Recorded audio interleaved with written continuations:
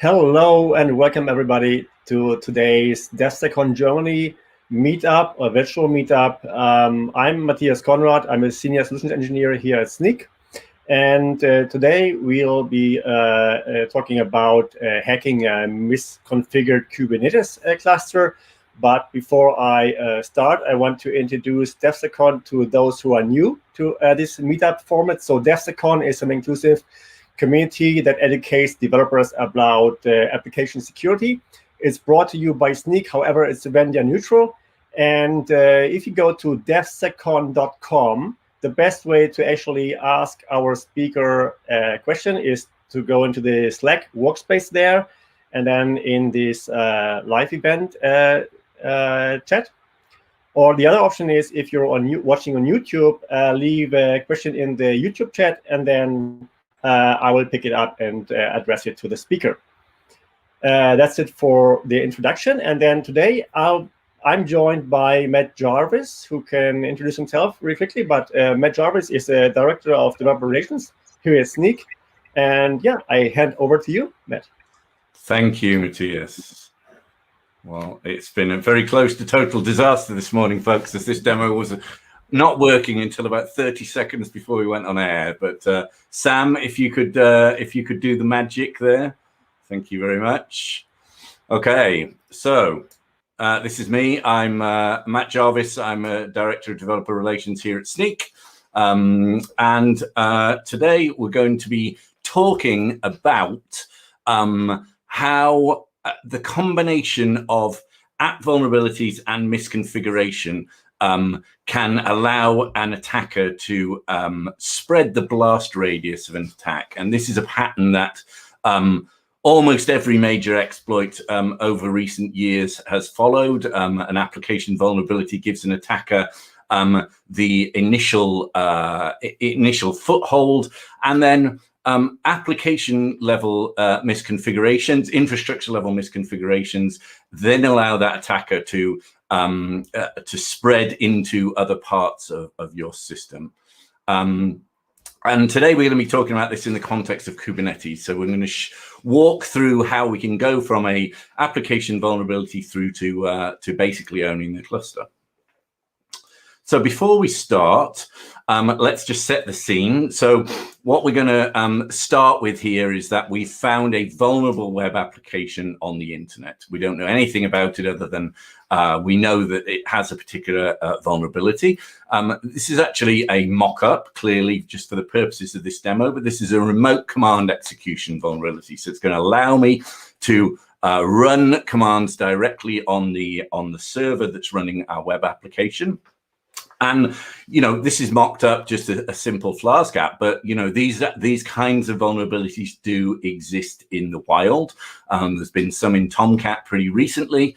You know, normally this class of vulnerabilities allows an attacker to basically pass malformed requests or specifically crafted URLs to then run commands directly on the server. So that's what we're going to start with here.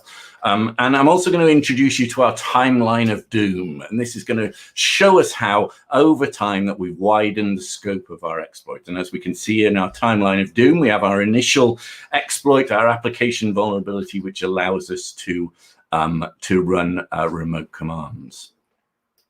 So we found our app, and you know, what are we going to start looking at? Well, you know, interesting things in applications, particularly in web applications, are often environment variables. Things are configured very often with environment variables. So our particular web application allows us to pass a malformed URL. So what we're going to do is, to start with, will be to look at our environment variables. So you can see I'm just going to pass this command equals env. And, you know, so straight away here, this has given us a lot of information. You know, we can see we're almost certainly running Kubernetes. There's lots of references to Kubernetes here. We can see that there's the Kubernetes API server, the internal address of the Kubernetes API server is defined here. So we know not only that we're running in Kubernetes, but we know that we are running in a container, clearly, because we're running on a container platform.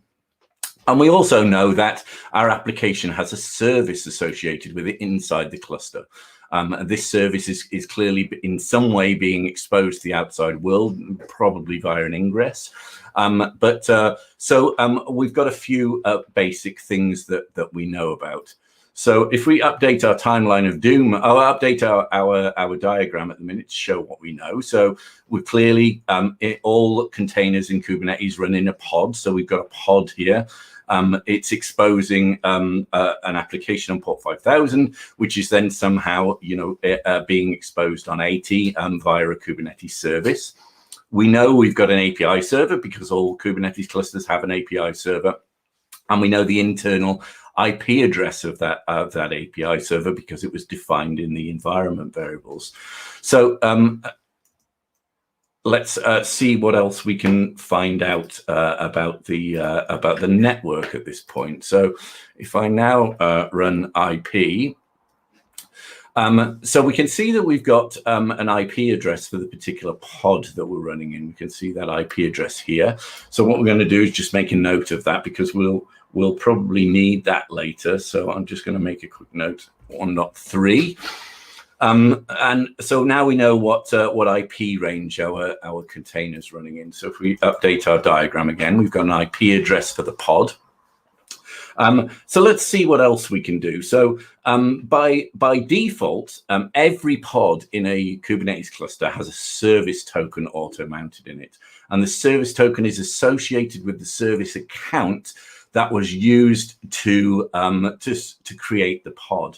And you can control whether this token is auto-mounted or not by setting auto-mount service account token is true or false, but by default it's true. So why don't we see whether we can actually find one of these tokens? So we know where these tokens live. So I'm going to see if I can cat the location of the token, and we can see now we actually have a token here. So the token has been auto-mounted in the pod, and our permissions are allowing us to access that token. So if we now update our timeline of doom, we've got some credentials. So we've gone from our initial exploit to having some credentials. And accessing credentials is always a path that an attacker wants to go down because it allows the attacker to then explore other things, use those credentials in other places.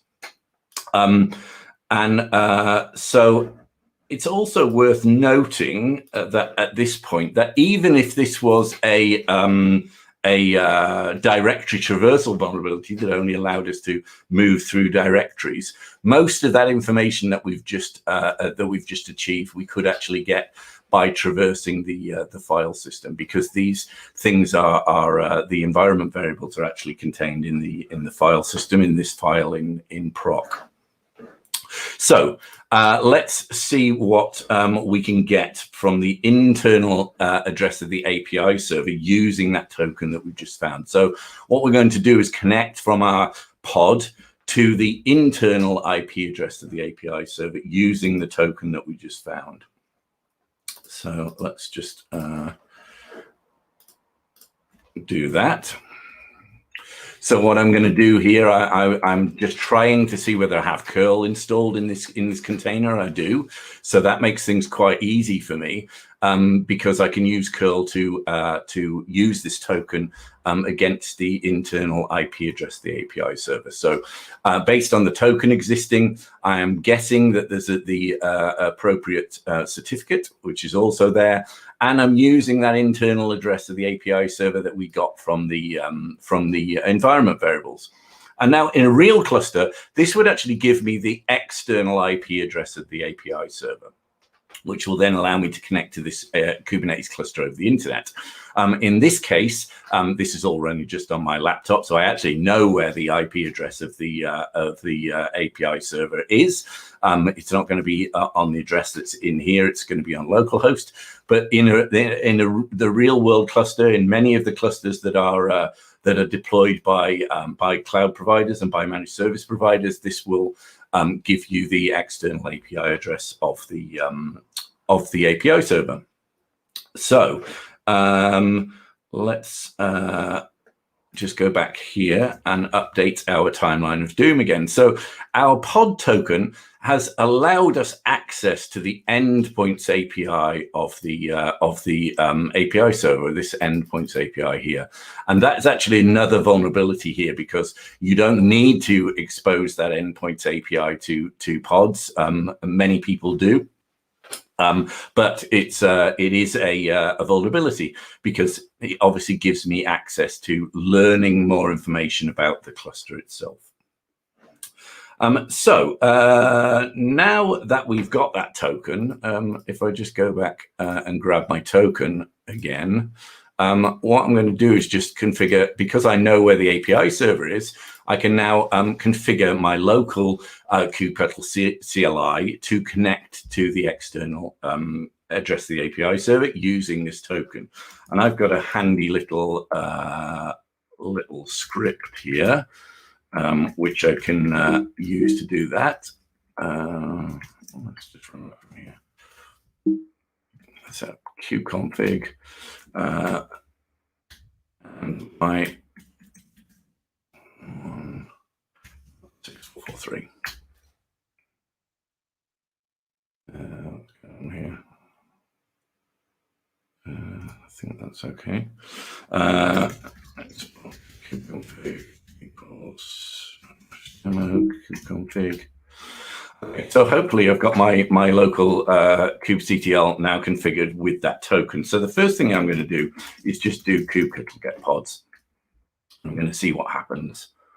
And interestingly, when I use that command, not unnamespaced, what that's going to do is look in the default namespace of the cluster. And we can see here that we've got an error saying that we can't use this token to list pods in the default namespace.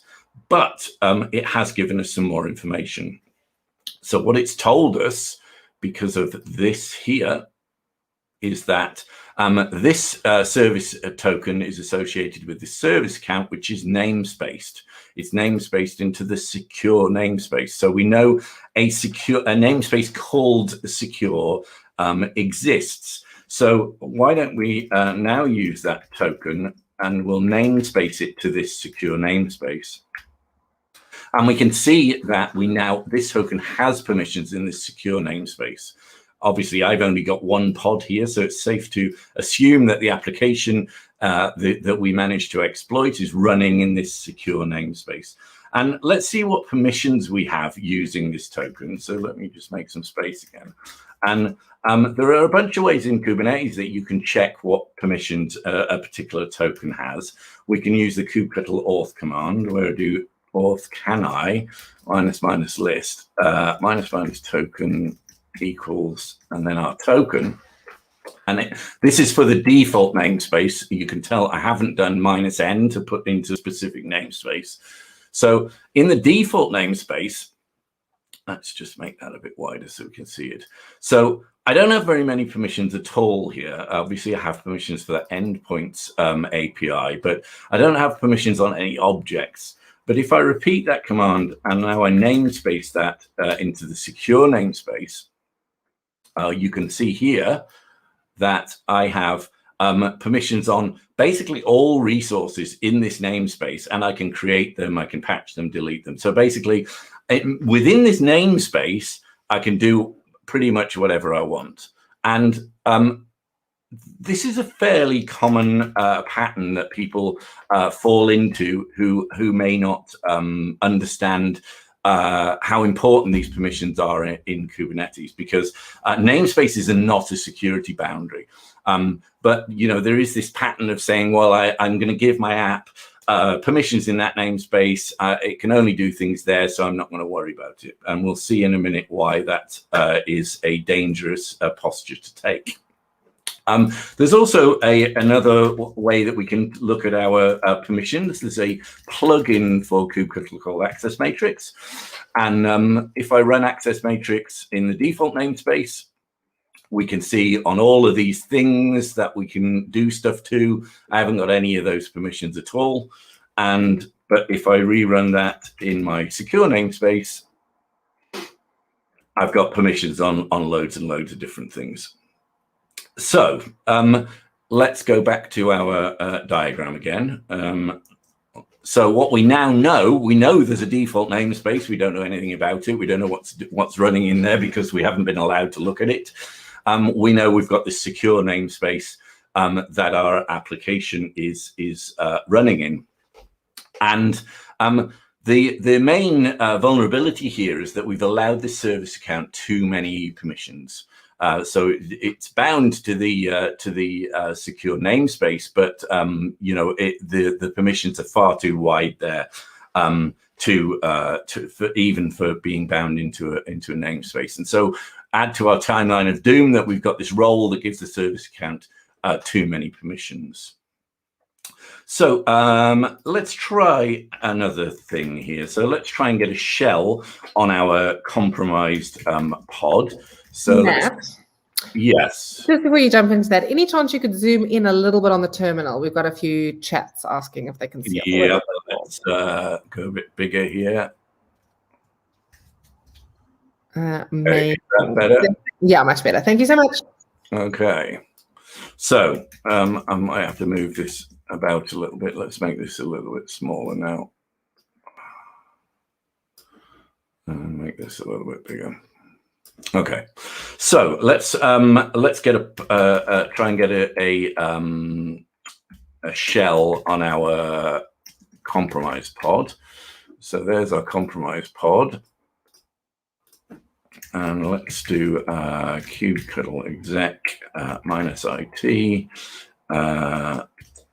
this -- bin bash.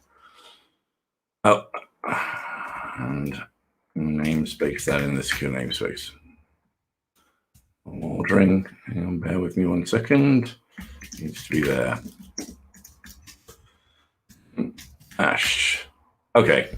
So now we've got a shell on that container that we exploited. So let's just start by looking who we are as a user. So we're this web admin user. Again, this good security posture. We are not running as root. We've got a user that's dedicated just to running this application. Let's see whether we can actually get root here and try and run the sudo command. And so we don't even have sudo in this container. So again, these are good security postures. And I'm not able to go any further with that particular route of trying to expand my permissions within the container. So let's try another thing. I'm just going to try and test create a file, and I've been able to create a file here, and that. Because the container has a read-write file system there, that's really another vulnerability because I've been allowed to create files, and as an attacker, that then allows me to download things. I know I have curl because I used it earlier. I could download new software. I could potentially change configuration.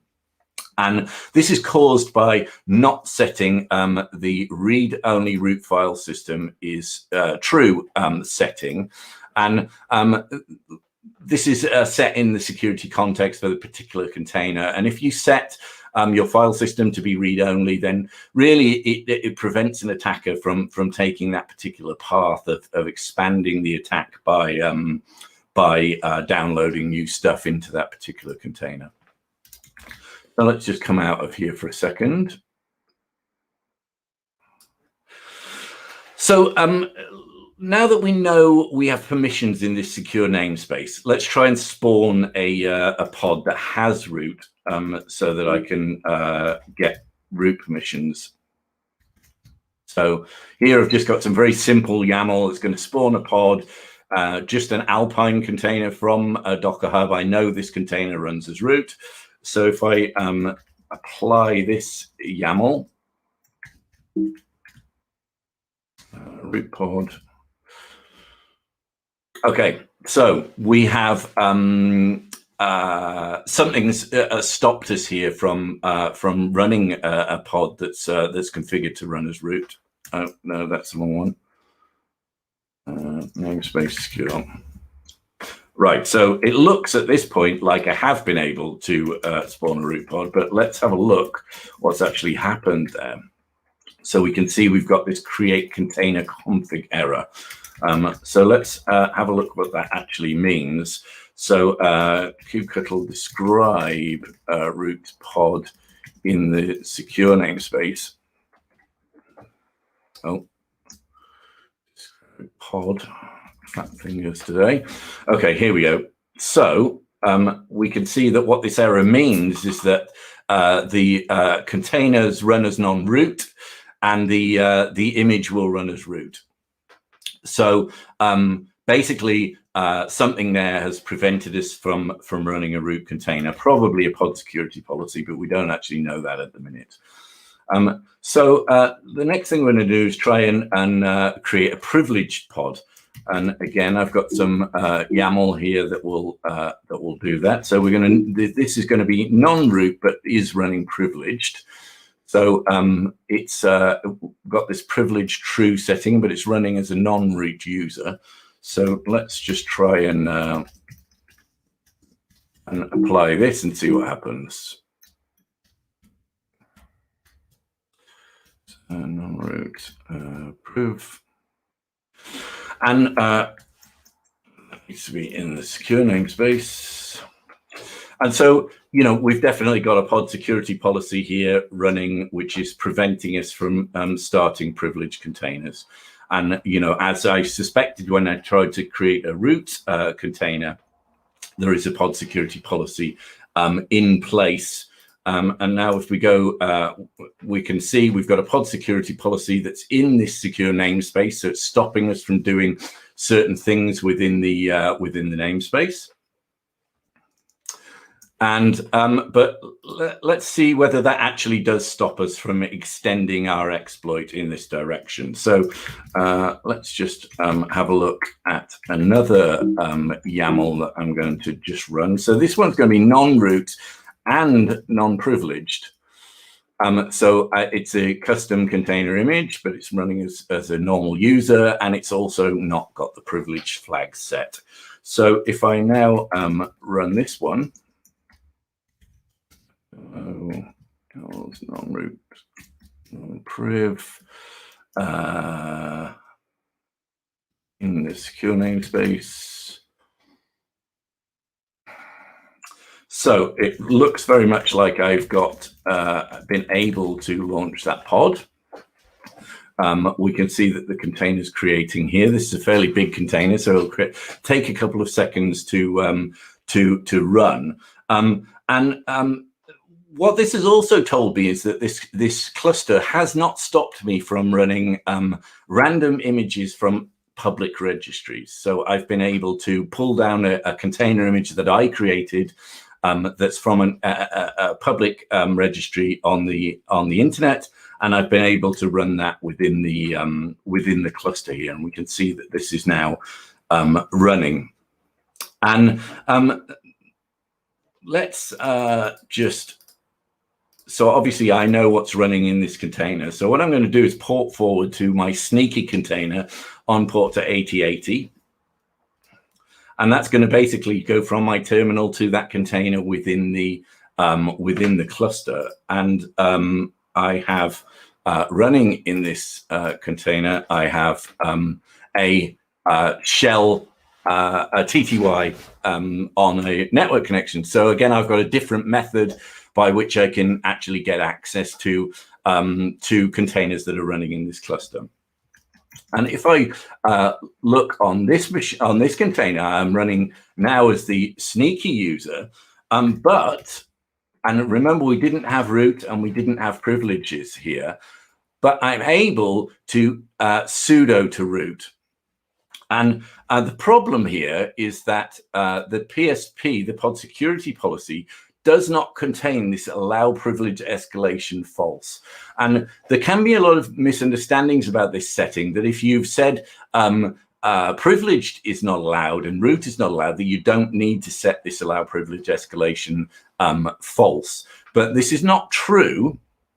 And the reason why it's not true is, I'll give you an example of that. Let's just update our timeline to start with, so that our pod security policy didn't disallow privilege escalation. So if I go back to my normal user here. Sorry, Matt. We get a question in the chat. Yep. Is it okay now because you're making the break in the timeline there? So a question from Peter Stephenson. More general, it seems that Kubernetes is the orchestration system, C++ in some way. There's a word missing, but really powerful. But if you don't know what you're doing, you're bound to get in trouble. What is your opinion about the defaults used in Kubernetes resources? Where do you believe it could be improved? Well, so I mean, I think Kubernetes is a very powerful abstraction, and it does not have guardrails. And this is the kind of point of this talk, is that by default there are many things in a Kubernetes cluster which are insecure and which are going to give an attacker the ability to create havoc in your cluster.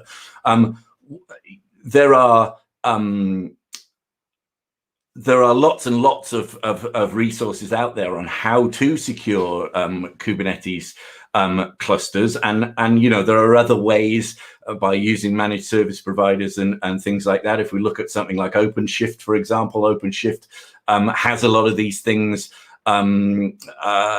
set to start with and provides you those guardrails. So I think the many systems which are powerful by design, don't necessarily set secure defaults for you to start with. Does that answer the question? I slightly went off on a tangent there, but I think that's probably enough for the minute. Yeah. So let's just have a look at what we can do here. So I'm a normal user again here. So I can run ifconfig and get the IP address of the pod. But let's see if I can scan the network. So I want 10.244.1.11/24. So Nmap is a network scanning tool, and I'm running this. I'm going to try and scan the network segment. And we can see here that I haven't been able to run that network scan because Nmap actually requires low-level access to the networking stack in the kernel. And as a normal user, we don't actually have permissions to be able to do that. But if I now try that again as my Pseudo user there, I'm now able to scan the network. So that privilege escalation piece has allowed me to gain more information about the particular environment that I'm working in. And so what's interesting here is if we go back to our IP address of our original pod was this IP address here, 10.244.1.3. But what our network scanners showed us that there is another pod running in this network range, 10.244.1.4, and it's also running an application with an open port 5000. So given that I just managed to exploit an application that's running on port 5000, this is now very interesting to me that there's another application running, which may be the same application, it may have the same vulnerability. And so if we now go back to our slides again, what we've now discovered, we have this other pod here on port 5000. We don't know anything about it yet. And we were able to scan that network segment. So there were no network controls in place. So there was nothing preventing me from scanning arbitrary ports and moving from one piece of the network to another piece of the network. And by network controls, we could mean a service mesh, we could mean network policies, any kind of things that are stopping me from poking around in the network and discovering new things. Because as an attacker, my aim is to discover more about my environment so that I can then widen the scope of my attack. So let's go back here again. Let's just, can we clear this? Yeah. What I'm now going to run is another program called Socat, and this is going to create a tunnel from my sneaky pod that I launched to this new pod that we've just discovered, which is on 10.244.1.4 on port 5000. And so it's going to create a tunnel and represent it on 5001 from this pod that we know that we can access. So I'm just going to run that in this pod. And then from my kubectl, I'm going to go back to, I'm going to stop port forwarding that port. I'm going to port forward on 5001, which is the other end point of the tunnel that I just created. So now if I go to that, let's just go in here and do this. So again, localhost, because I set port forwarding up. And that's brilliant. I found another instance of my vulnerable web application. So my assumption was correct that those two things were running the same version of that particular software. So let's have a look in this one and see whether we've got another token. So now I've got another token here, different token from the first token that I got. So let's have a look what we can do with this token. So if we just shut that tunnel down, let's clear this and make some space. So I'm just going to manually change my config. Let's just comment that one. Add my new token in here. And let's see what we can do with my new token. So I'm going to run kubectl get pods. You'll remember this was the default namespace. I haven't specified a namespace. And this token allows me to do things in the default namespace. So this is very interesting. We've learned some new things, and we've managed to escape that secure namespace. Our original exploit restricted us really to that secure namespace. But by accessing this new token, I've been able to escape the namespace. So let's see what I can do with this token in the default namespace. So auth can I --list token equals, here's my new token. And what we're seeing here is this new token is giving me all sorts of permissions in the default namespace. So let's update what we know. So we now know we created our secure tunnel from 5000 to 5001 and connected to that endpoint in 5001. That allowed us then to know that our pod is actually running in the default namespace. So let's try and create a privilege pod in the default namespace now. Let's just remind ourselves of what that YAML looks like. So we're not going to do this as root, but we're going to create a privileged pod. So with privileged equals true. So using our new YAMLs, non-root, privileged. And in the default namespace with our new token, this has allowed us to actually create this privileged pod. So we can see that that is running. So if we, let's just get a shell on this. Exec one thing. Non-root priv in bash. So we start off again, you know, as our sneaky user here, and when I sudo, I've got root permissions now, but I've got privileged the privileged permission set in this container, and so if I run the ps command at this point, I'm still only seeing the process table of the container itself. So even though I'm root, I'm seeing the process table. But in our privileged pod, we also had the host mount option set, which allows us to mount things directly in the hosts file system. We need to be privileged to do this. And I mounted the hosts file system in this folder /chroot. And now what I can do is chroot into that folder. And if I run psax again, I'm now seeing the process table of the host because I've got the host file system mounted there, and I've used the chroot command to change root, which is what chroot does, into that folder. So I can see now I've got the actual the container runtime processes. I've got all the stuff that's running on this particular host. And so if we go back to our so I managed to spawn a privilege pod in the default namespace. I mounted the host file system.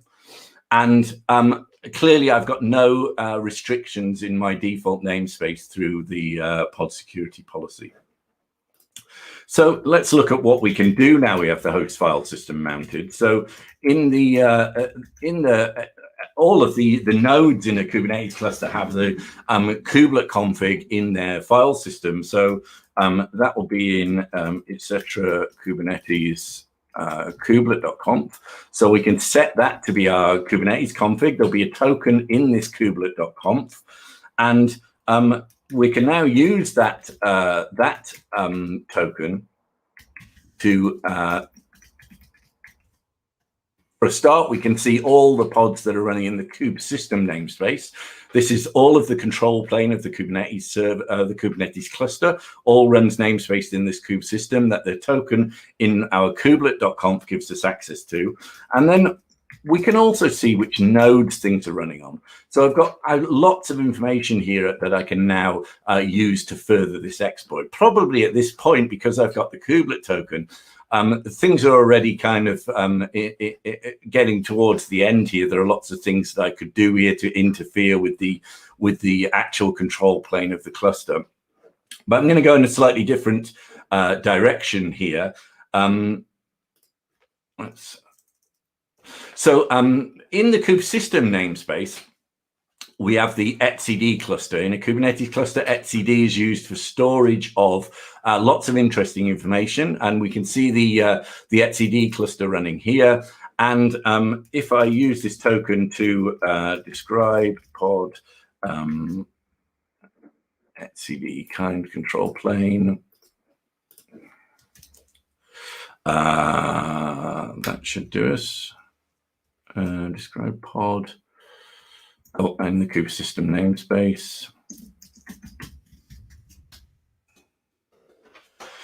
So we can see lots of interesting information about this particular pod. We can see what the settings are and all that kind of stuff, and where it's running. So what we're going to do is just go for a slightly different perspective here. Actually, before I leave this particular container, let's just see whether we can start things using our kubelet token. So if we do -i tty image equals busybox restart equals never, and we just start a shell.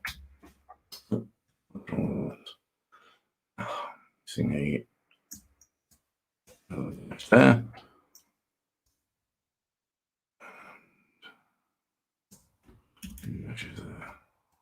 There we go. So the kubelet token actually isn't allowed to start pods directly. So this kind of attack where I try and use the kubelet token directly on the node doesn't actually work, because kubelet tokens can't start pods like that. But what's interesting is that that it gives us this information. So mirror pods in a Kubernetes cluster, I can actually put arbitrary YAML into etc. Kubernetes manifests on the node, and then those will automatically start. So I could use this token to create mirror pods, and that would give us lots of different attack vectors, because I can start pods inside the kube system namespace. But because we've escaped the pod security policy, and because we now know what nodes we've got, we can actually attack on a different vector. So if we come out of here, what I'm going to do now is I'm going to run a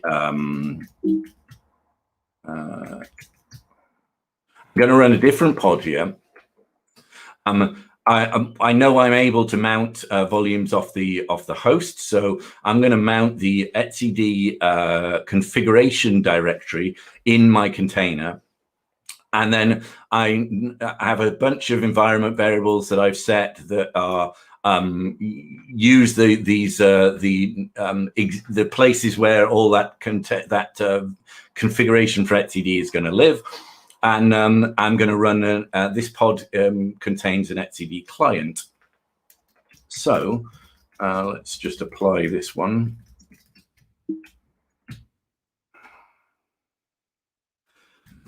etcd client.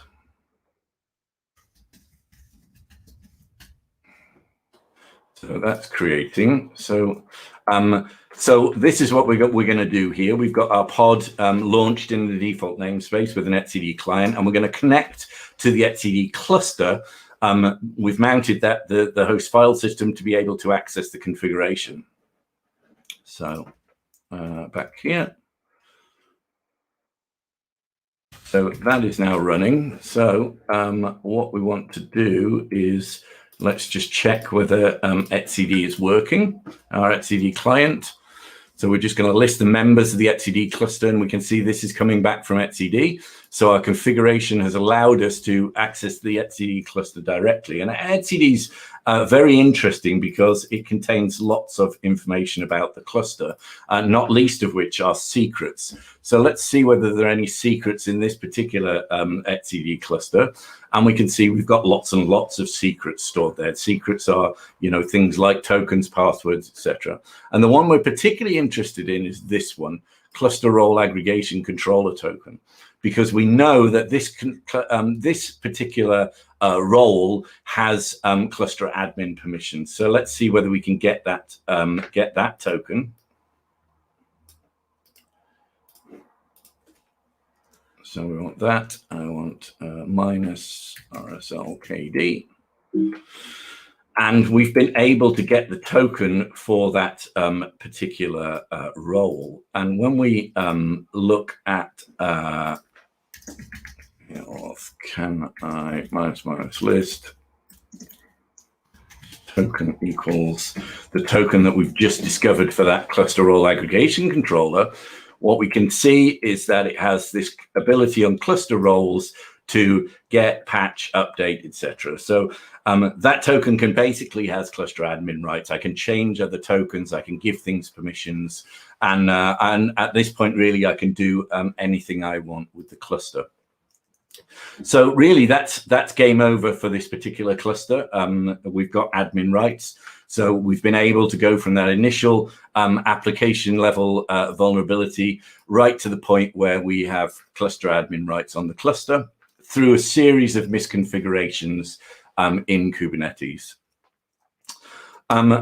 So how could we have prevented this? Well, clearly, if we hadn't had our vulnerable application right at the beginning, then that wouldn't have given me as an attacker the foothold into this cluster. So scanning your application code for vulnerabilities is going to be your first and most important port of call, so that you're not actually deploying applications which have these vulnerabilities in them.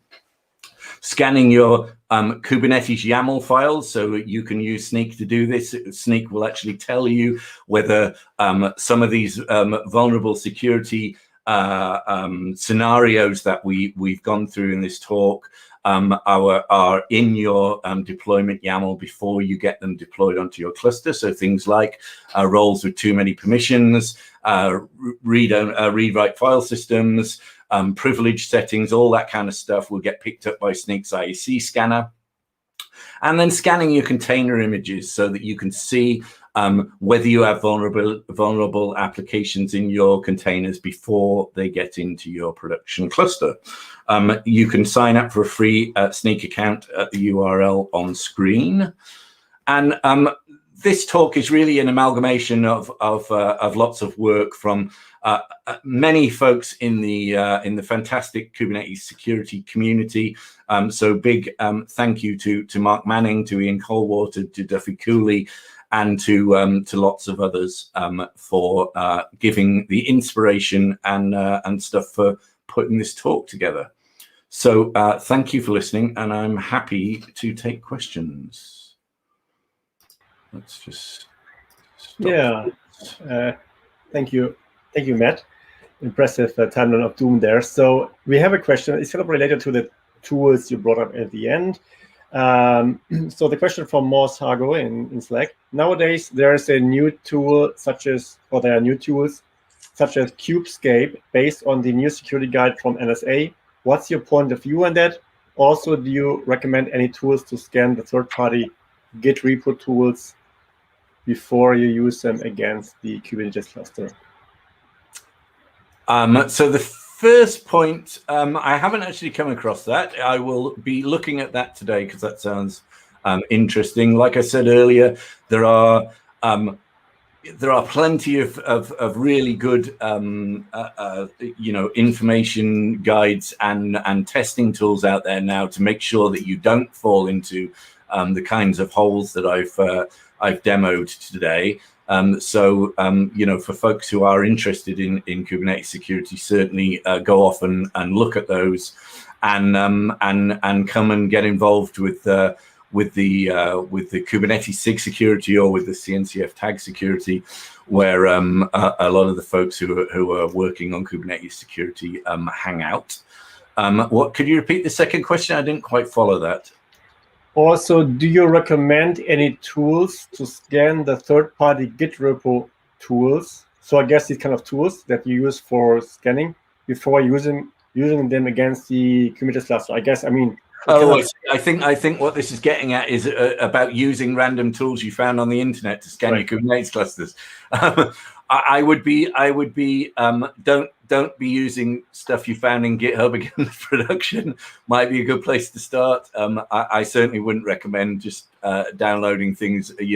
Clearly, if you have access to the source code of these things, you can look at what they're actually doing. But I would recommend that you test any of those things against development clusters that don't contain your production applications before you start using them, and basically only ever use tooling that comes from reputable sources, which doesn't just include Snyk, right? There's plenty of great open source tools from folks like Aqua. In general, open source, the sort of principles of open source, that lots of eyeballs on things means they tend to be more secure and less likely to be infiltrated in that sense. But there's definitely more of an emerging problem, I would say, with malicious code into upstream open source package repositories, as we know from things that we've done around things like PyPy and NPM. Things that are generally vetted by the community would tend to be secure, but don't be using those things against production without testing them somewhere else first. And then a more general question. Now, what you showed there, right? These the vulnerabilities in your cluster. What's the reason for having these? Is it few options? Is it just that Kubernetes is just too complex to get it right, or is it lack of security awareness? Is it the wrong role setting up the Kubernetes cluster? Well, ultimately, Kubernetes is aiming to be a highly powerful, generalized distributed computing system, right? So having levers for all sorts of use cases is a good thing. There was security controls by default are not necessarily meaningful in every particular environment, right? I mean, if you look at something like OpenShift in comparison to upstream Kubernetes, OpenShift's aim, whilst it uses Kubernetes under the hood, its aim is to be a opinionated path system, for enterprises. So therefore, the security posture of OpenShift is very different from the security posture of upstream Kubernetes, which aims to be highly configurable for almost any use case. So I think that was where the question was going, was, why don't we just set all these things by default? Well, there are plenty of use cases for, people who want to be able to do certain things in development environments or in air gap or whatever, where you may want to have some of those things. I think there's always an argument to say, if we look at something like read-write file system, right? There's an argument that says, well, do you ever need a read-write file system on a container? You know, if you want to log or whatever, you use a log service. You know, if you want to receive things, talk to each other over sockets, whatever. You know, but I think configurability is good, but you need to be aware that, you know, that it can leave you open to certain things.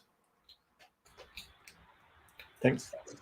Yeah, makes sense. I don't see any other questions. Thank you, Matt, for being our speaker, and I think everything went well despite the chaos of fun. But yeah, I mean, I want to remind the community, right? We do have a Slack workspace. It's a community of around, now we have, I think, 2,600 people in there, all from different backgrounds, DevOps, DevSecOps, developers, and so on. So please join. Also, if you have questions afterwards, drop them there. Otherwise, thank you, Matt. Thank you for the audience. I also want to hand over to Sam to do an announcement. Thanks. Yeah. Hi, everyone. I just wanted to let you know, if you haven't... Have we lost Sam? I'm here. Yeah, I hear him. Yeah. Hopefully you can hear me. Yeah. Let's hope people can hear me. If you haven't seen, DevSecCon has partnered up with Sneak and a bunch of other communities to launch a DevSecOps road trip this month. No, next month, tomorrow. It's not tomorrow, but next month. And what we're doing is we're traveling around Europe, stopping at different communities within the UK, France, Netherlands, Germany, and the Nordics to bring some great content. Matt's actually one of our hosts for that event, and Matthias is actually speaking in our Germany spot. But if you'd like to get involved, I'll pop the link in the chat. Come along, collect some souvenirs and swag and things along the way, and it should just be a fun lunchtime session for the week of September 13th. So yeah, more details I'll drop in the chat on YouTube as well as Slack. But come along, and thank you again, both of you, for an awesome session and a great host. Thank you, everyone. Thanks for listening. Bye. Bye.